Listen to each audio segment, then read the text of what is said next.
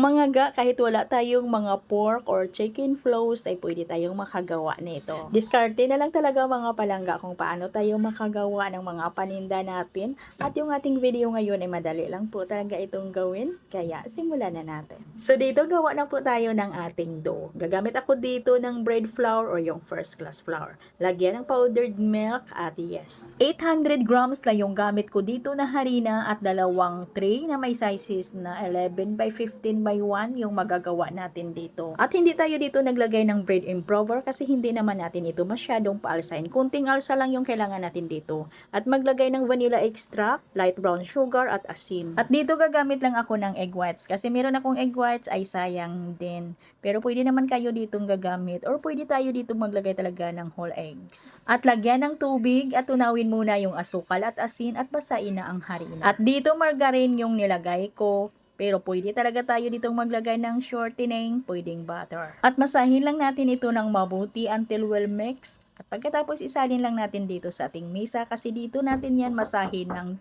mano-mano. Masahin lang natin ito ng mano-mano. Sandali lang ito mga ga kasi hindi naman natin dito kailangan ng makinis talaga na dough.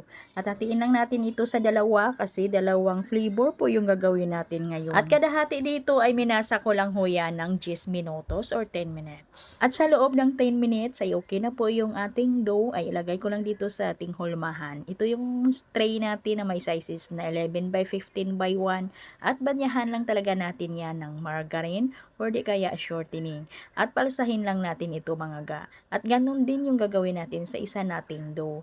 Pero yung isa natin na dough ay lagyan ko ito ng food color lang na chocolate brown. At masahin din natin ito ng mga 10 minutes. At magdas na po tayo dito ng kunti lang na harina habang tayo ay nagmamasa ng ating dough.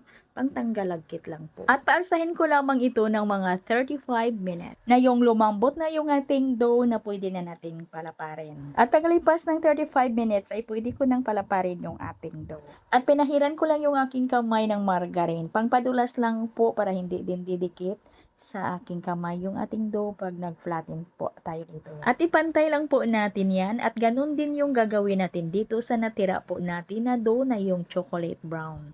Ganun din yung gagawin natin ay ilaparin natin dito sa ating tray. At bago natin ito lagyan ng mga toppings, ay lagyan natin ito ng itlog sa ibabaw. Para kakapit dito yung ilagay natin ng mga toppings. At ito lang yung aking ilagay na toppings. Naghiwa lang ako ng carrots, mga maliliit lang na hiwa at yung pidada na pula or yung red bell pepper. At syempre hindi mawawala yung ating pangpabango na dahon ng sibuyas. At dito mga ga, meron ako ditong pepperoni. Ito po yung mga nilalagay natin kadalasan sa ating mga pizza. At hindi ko ito ilagay na buo ha. Bali hiwa-hiwain ko lang ito ng mga maliliit. At maglagay din ako dito ng hotdog at hiwa-hiwain ko din ito ng mga maliliit. At ito lang mga ga yung aking mga toppings. At idiin ko lang ito para ay dikit na dikit talaga na hindi magkanda hulog yung ating mga toppings.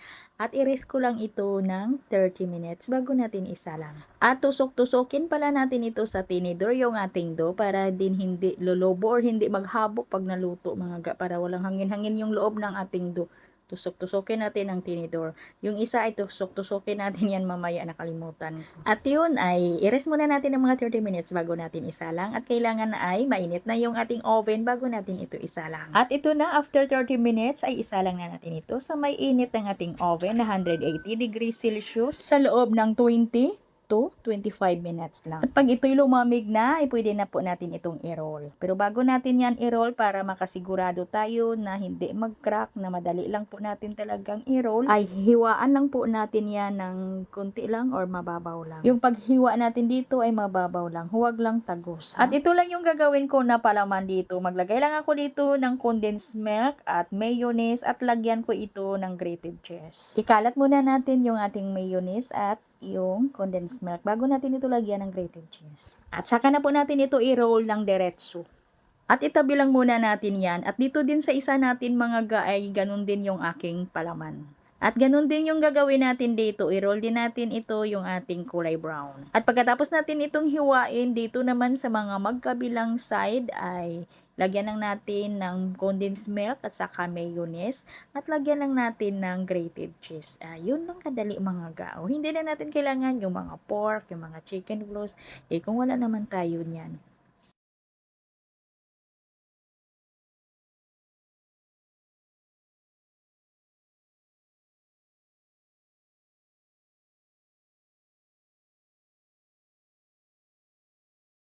At yung ating kulay brown na ito mga ga ay lagyan ko lang ito ng mayonnaise at saka condensed milk din at lagyan ko ito ng desiccated coconut. At ganun din yung kanyang mga bandang gilid. Lagyan ko lang ng desiccated coconut.